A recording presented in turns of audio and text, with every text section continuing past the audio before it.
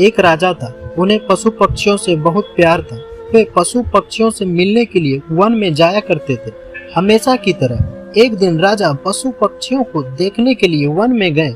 अचानक आसमान में बादल छा गए और तेज तेज बारिश होने लगी। बारिश होने के कारण उन्हें ठीक से कुछ दिखाई नहीं दे रहा था। राजा रास्ता भटक गए।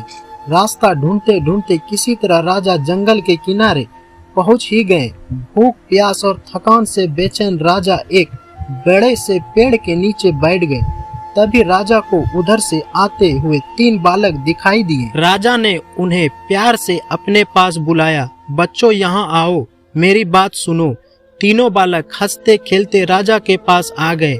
तब राजा बोले, मुझे बहुत भूख और प्यास लगी है, क्या मुझे भोजन और पानी मिल सकता है? बालक बोले, पास में ही हमारा घर है, हम अभी जाकर आपके लिए भोजन और पानी लेकर आते हैं, आप बस थोड़ा इंतजार कीजिए। तीनों बालक दौड़कर गए और राजा के लिए भोजन और पानी ले आए। राजा बालकों के व्यवहार से बहुत खुश हुए। वो बोले, प्यारो बच्चों, तुमने मेरी भूख और प्यास मिटाई है।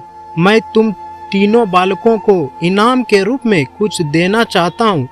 बताओ तुम बालकों को क्या चाहिए? थोड़ी देर सोचने के बाद एक बालक बोला, महाराज, क्या आप मुझे एक बड़ा सा बंगला और गाड़ी दे सकते हैं? राजा बोले, हाँ हाँ, क्यों नहीं, अगर तुम्हें ये ही चाहिए तो जरूर मिलेगा। अब तो बालक फूले ना समाया।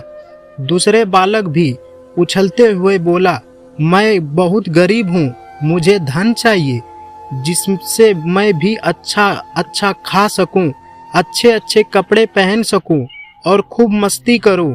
राजा मुस्कुरा कर बोले, ठीक है बेटा, मैं तुम्हें बहुत सारा धन दूंगा। यह सुनकर दूसरा बालक खुशी से झूम उठा। तीसरा बालक क्यों चुप रहता, वह भी बोला, महाराज, क्या आप मेरा सपना भी पूरा करेंगे? मुस्कुराते हुए राजा ने बोला, क्यों नहीं, बोलो बेटा, तुम्हारा क्या सपना है? तुम्हें भी धन दौलत चाहिए?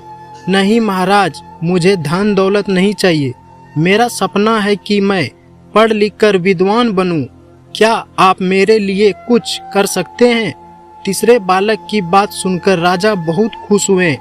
राजा ने उसके पढ़ने लिखने की उचित व्यवस्था करवा दी। मेहनती बालक था। वह दिन रात लगन से पढ़ता और कक्षा में पहला स्थान प्राप्त करता।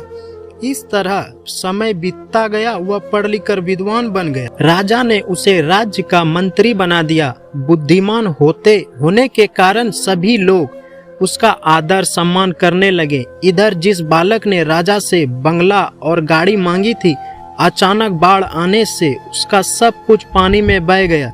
दूसरा बालक भी धन मिलने के बाद कोई काम नहीं करता था, बस दिन भर फिजूल खर्च करके धन को उड़ाता और मौज मस्ती करता था। लेकिन रखा धन भला कब तक चलता? एक समय आया कि उसका सारा धन समाप्त हो गया। वह फिर से गरीब हो गया। दोनों बालक उदास होकर अपने मित्र यानी मंत्री से मिलने राजा के दरबार में गए। वे दुखी होकर अपने मित्र से बोले, हमने राजा से इनाम मांगने में बहुत बड़ी भूल की। हमारा धन, बंगला, गाड़ी सब कुछ नष्ट हो गया। हमारे पास अब कुछ नहीं बचा है। मित्र ने समझाते हुए कहा, किसी के पास धन दौलत हमेशा नहीं रहता। धन तो आता जाता रहता है। सिर्फ शिक्षा है जो हमारे पास रहती है। धन से नहीं बल्कि शिक्षा से ही हम धनवान बनते हैं। दोनों बालकों को अपनी गलती पर बहुत पछतावा हुआ। उन्होंने तय किया कि अब हम भी मेहनत और लगन से पढ़ाई करेंगे और अपने जीवन को सुखी बनाएंगे। कैसी लगी आज की हमारी कहानी? कमेंट के माध्यम से हमें जरूर बताएं। मिलते हैं अगली कहानी के साथ। तब तक दे इजाजत। चैनल को सब्सक्राइब कर दे, वीडियो को लाइक कर दे। धन्यवाद।